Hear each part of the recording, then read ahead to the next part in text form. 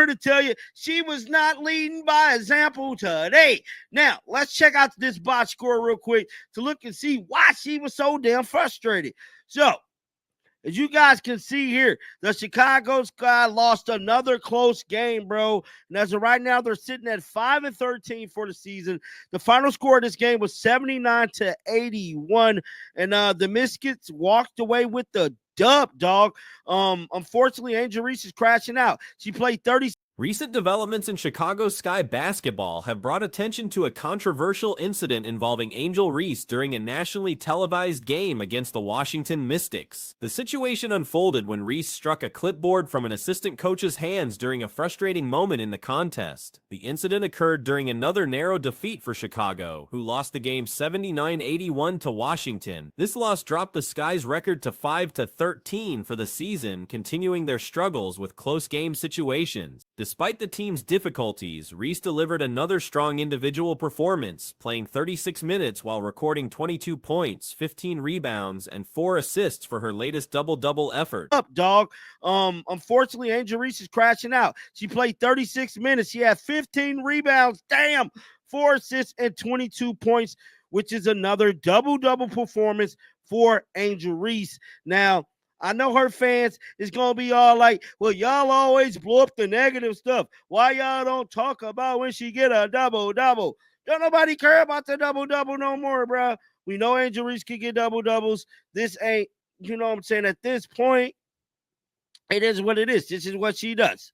I don't think it's... The clipboard incident happened during the final moments of the game, captured on television cameras and subsequently shared widely on social media platforms. Clutch Sports initially broke the story, releasing footage that showed Reese forcefully striking the clipboard from the assistant coach's possession. The action appeared to stem from mounting frustration with the team's inability to secure victories despite competitive performances. Various observers have characterized the behavior as inappropriate and disrespectful toward coaching staff. Comments from viewers expressed concerns about the lack of discipline and questioned whether such conduct warranted suspension. The incident has raised questions about team leadership and coaching control, with some suggesting that head coach Tyler Marsh may be losing authority over the roster. And at this point, it is what it is. This is what she does.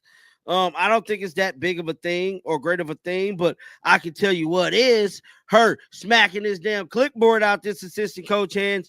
Let's check out the footage of that incident, bro, because that right there is definitely going to overshadow any double-double she had today. So Clutch Sports was the one who just broke this story about 7 minutes ago. They shared to the world, this damn clip right here. Look at this. The timing of the incident coincided with ongoing discussions about the team's inability to close out games effectively. Chicago has struggled throughout the season with maintaining leads and executing in crucial moments. Their record of 5-13 reflects these challenges despite individual performances that suggest the talent exists for better results. Following the game, Reese participated in the standard post-game media session. During the press conference, she addressed various aspects of the team's performance, including turnover issues that plagued the squad throughout the contest. The team committed 16 turnovers despite pre-game emphasis on ball security from the coaching staff. This damn clip right here. Look at this. Look at this. I can't make it out of here. Backs the clipboard out the assistant coach hands. Just not a good look from Angel Reese as a basketball player. Just like I stated, man, she's supposed to be a leader among young women across the world. And this ain't showing very much leadership. I just gotta be honest here, dog. To me, this behavior that Angel Reese has been this. When questioned about the team's turnover problems, Reese acknowledged that some mistakes resulted from rushing plays and lack of focus. She emphasized that uncertain passing situations should be avoided and that better decision-making was necessary. The conversation highlighted ongoing chemistry issues that have prevented the team from developing consistent offensive flow. The game's conclusion involved both Reese and teammate Elizabeth Williams playing with 5 fouls, forcing them to be extremely cautious defensively. This situation demonstrated the coaching coaching staff's trust in their key players despite foul trouble. Reese mentioned that she couldn't remember the last time she fouled out of a game, indicating her typical ability to manage foul situations effectively. Be honest here, dog. To me, this behavior that Angel Reese has been displaying is embarrassing to her, her team, but more importantly, the coach. The coach do not have control of this basketball team, hence why they could be losing these damn games, man. Tyler Marsh has no control over this basketball team. At this point, it looks like his leadership is questioned as a head coach with some of the tactics and things that go down with Angel Reese and this damn basketball team. Some of the comments stated embarrassing behavior. Exactly. Discussion of the final sequence revealed frustration with officiating decisions that appeared to influence the game's outcome.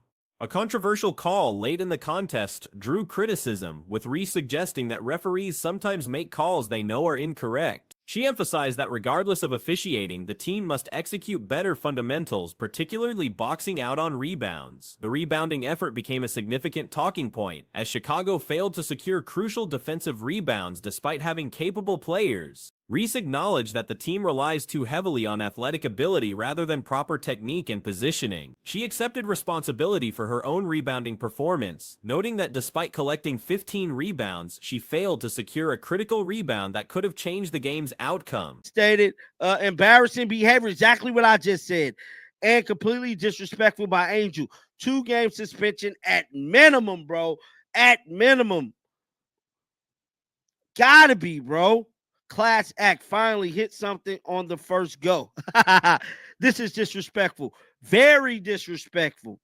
Very disrespectful, bro. At this point, guys, I don't know what the verdict gonna be for Angel.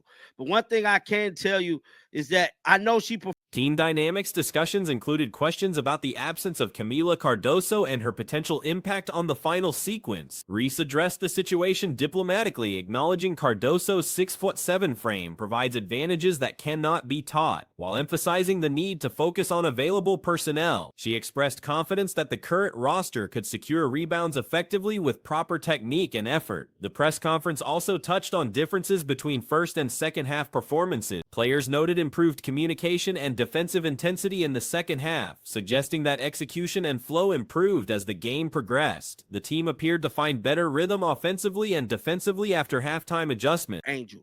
But one thing I can tell you is that I know she performed very well on the basketball court. Now, it is unfortunate that her team is struggling along the stretch because they are struggling to close out games and they just cannot get this chemistry together. But at the end of the day, that type of behavior is unacceptable for any player on any level of sports, bro.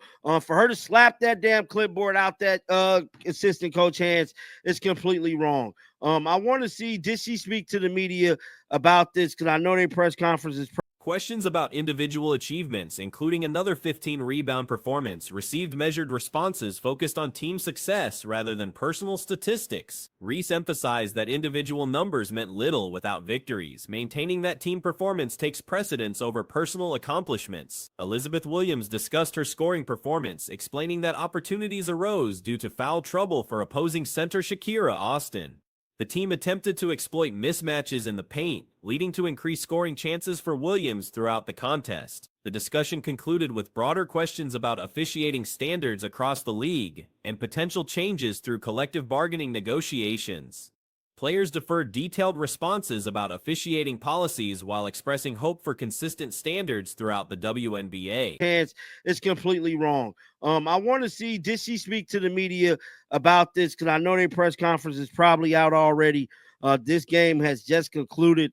Yeah, bro. This one here is crazy. Very, very crazy. Let me see. Did Angel speak to the media, bro? Because I don't think she. Oh, yes, she did.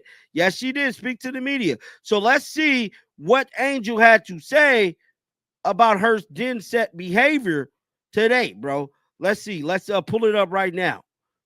because this is The incident represents another chapter in ongoing storyline surrounding the Chicago Sky's disappointing season. Despite competitive individual performances and close game results, the team continues struggling with execution in crucial moments. The Clipboard incident has overshadowed the team's basketball performance and raised questions about leadership, discipline, and coaching authority. The situation highlights broader challenges facing the organization as they attempt to develop winning culture while managing player frustrations. With another game scheduled within 24 hours, the team faces immediate pressure to respond positively and demonstrate improved behavior and performance. The Chicago Sky faced the Washington Mystics in an early afternoon matchup that proved to be a lengthy, whistle-heavy contest characterized by inconsistent officiating throughout. The game featured excessive foul calls that significantly impacted the flow and rhythm of play for both teams. Referee decisions dominated much of the game's narrative, with questionable calls affecting crucial moments. One particularly notable sequence saw Angel Reese receive free throw attempts after backing into Aaliyah Edwards and falling over her own feet while dribbling backward. The officiating crew appeared to favor more aggressive play, resulting in numerous soft foul calls that benefited the Sky throughout the contest. The game's climactic moments were marred by controversial officiating decisions that led to visible frustration from players and coaching staff. Angel Reese's emotional reaction to a late-game foul call resulted in her striking a coach's clipboard, an incident that occurred with just 29 seconds remaining in a tied game. This behavioral outburst overshadowed what had been a statistically impressive individual performance. Reese dominated the statistical categories with 22 points and 15 rebounds, though her 15 free throw attempts raised questions about officiating consistency.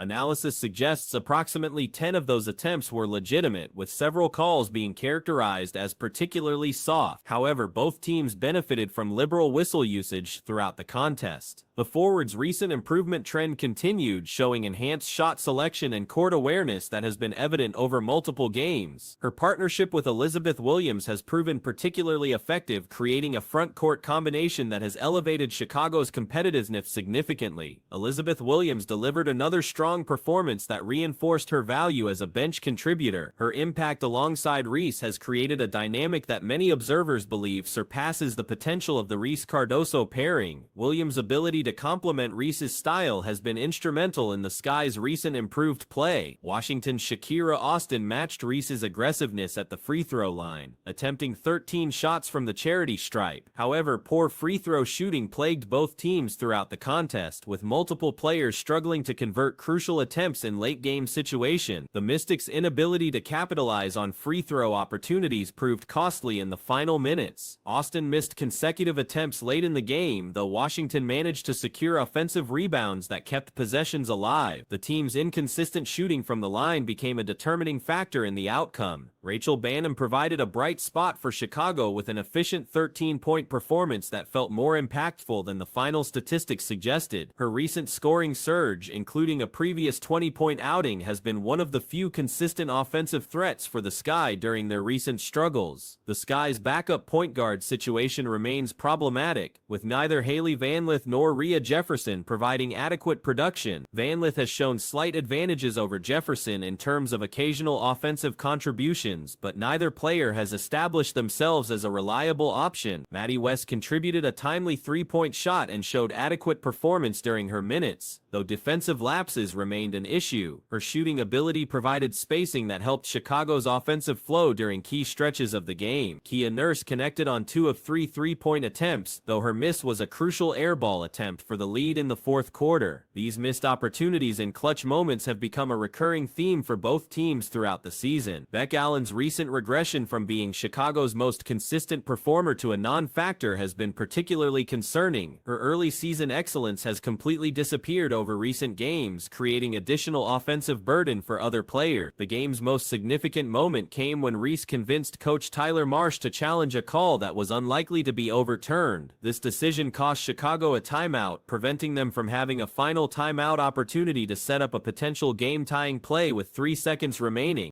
Lucy Olsen showed positive signs during her limited minutes, including a crucial shot that helped Chicago stay competitive. However, her overall impact remained limited, finishing with a -8 rating that highlighted the team's struggles when she was on the court. Jade Melbourne had an off day, unable to provide the consistent production that has made her valuable in previous contests. Her struggles contributed to Chicago's overall offensive inconsistency throughout the game. Shakira Sutton exceeded expectations with her performance, demonstrating abilities that weren't anticipated at the season's start. Her development has been one of the surprising positive storylines for her team this season. The contrast between Ariel Atkins' all-star caliber play and Sykes' performance illustrated the talent gap between the teams. Atkins led in multiple statistical categories during portions of the game, showcasing the well-rounded excellence that earned her all-star recognition. Stephanie Dolson's continued struggles as a non-factor have limited Chicago's front-court options. Her inability to provide consistent production has forced the team to rely more heavily on their limited rotation. Kiki Uren had a particularly poor performance despite her established reputation as an elite young player. Born in late 2003, she remains a promising talent, but this game highlighted the inconsistency that young players often experience. The incident involving the clipboard will likely overshadow all other aspects of the game in terms of media coverage and social media discussion. This behavioral moment occurred during what was otherwise a solid individual performance from Reed. The game exposed ongoing issues with both teams' ability to execute in crucial moments. Poor free throw shooting, questionable decision-making, and emotional outbursts all contributed to a contest that felt more chaotic than competitive. Chicago's playoff hopes have become increasingly slim following this loss, with their recent struggles putting significant pressure on remaining games. The team's inability to close out winnable games has been a recurring theme throughout the season. The Sky's recent improvement has been largely attributed to the Reese-Williams combination, which has proven more effective than anticipated alternative pairings. This partnership has provided the team with their most consistent source of interior production. Washington's victory came despite their own struggles with execution and free throw shooting. Their ability to capitalize on Chicago's mistakes and maintain composure during crucial moments proved decisive in the final outcome. Recent WNBA All-Star voting results have sparked significant debate after Caitlin Clark received vastly different rankings across the three voting categories. The 2025 All-Star selection process exposed dramatic disparities in how different groups evaluate player performance and value. The All-Star voting system operates through three components. Fan votes comprise 50% of the total, while player votes and media votes each account for 25%. Clark achieved overwhelming dominance in fan voting, earning the highest total among all league participants with over 1.2 million votes. However, when fellow players cast their ballots, Clark dropped precipitously to 9th place among point guards, creating a stark contrast that has generated widespread discussion. This ranking discrepancy becomes more pronounced when examining the complete voting breakdown. Fans ranked Clark first overall, media members placed her third, yet players relegated her to 9th position among guards. Meanwhile, A'ja Wilson topped the player voting despite primarily playing forward, raising questions about positional classifications within the voting process. The player rankings listed several guards ahead of Clark, including Sabrina Ionesco in 2nd place, Skylar Diggins-Smith 3rd, and notably Natasha Cloud 4th. This positioning surprised many observers as Cloud's statistical production.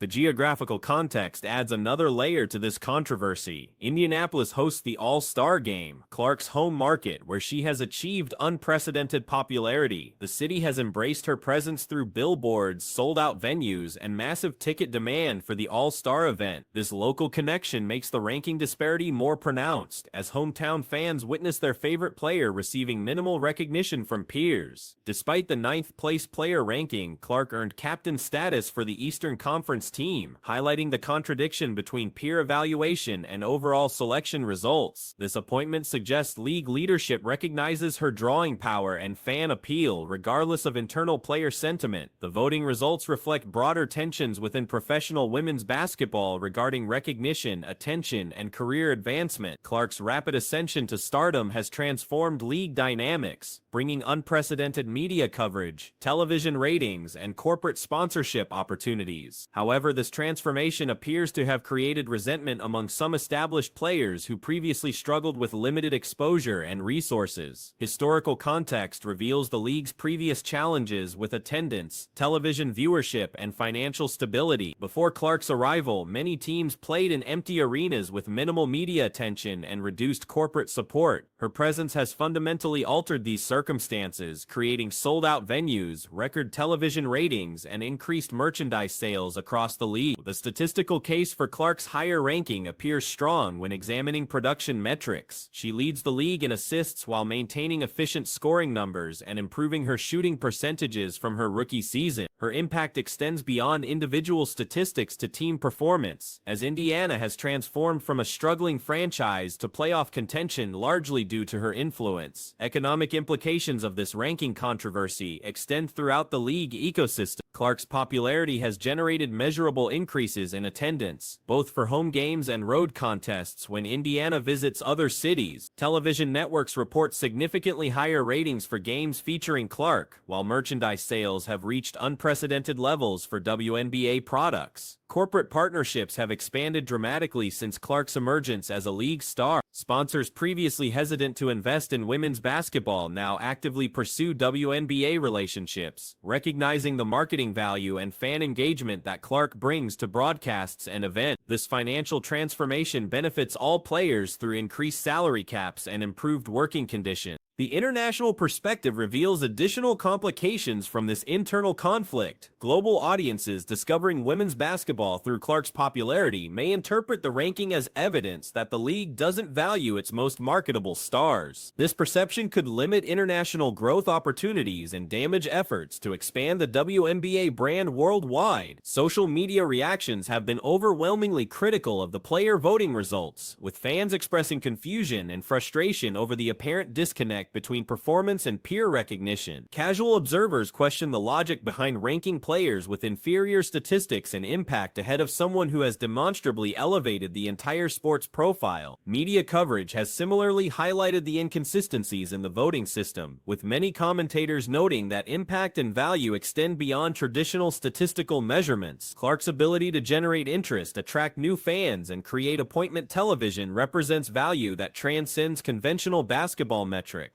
The psychological impact on Clark herself remains a subject of speculation, knowing that professional peers rank her so low despite overwhelming fan support and statistical success could prove either demoralizing or motivational depending on her mental approach. Her competitive history suggests such slights typically fuel improved performance rather than diminished effort. Team dynamics within the all-star setting will provide interesting observation opportunities. As captain, Clark must interact with players who apparently view her as significantly inferior to their public rankings suggest. This dynamic could create awkward situations during team selection and game preparation activity. The precedent established by this voting controversy raises concerns about future superstar treatment within the league. Talented players considering WNBA careers might question whether exceptional performance and popularity guarantee peer respect and recognition. The message currently suggests that rapid success and mainstream attention may actually hinder internal acceptance. Business implications extend beyond immediate all-star game considerations to long-term league health and growth potential. If the WNBA continues prioritizing internal politics over marketability and fan engagement, they risk alienating the new audiences that Clark has attracted to women's basketball. These fans have demonstrated their willingness to support the sport financially through ticket purchases, merchandise sales, and television viewership. The timing of this controversy, occurring just before All-Star festivities in Indianapolis, represents a missed opportunity for positive league promotion. Instead of celebrating growth and success, media attention focuses on internal conflicts and political maneuvering. This shift in narrative could damage the league's reputation among casual fans and potential sponsors.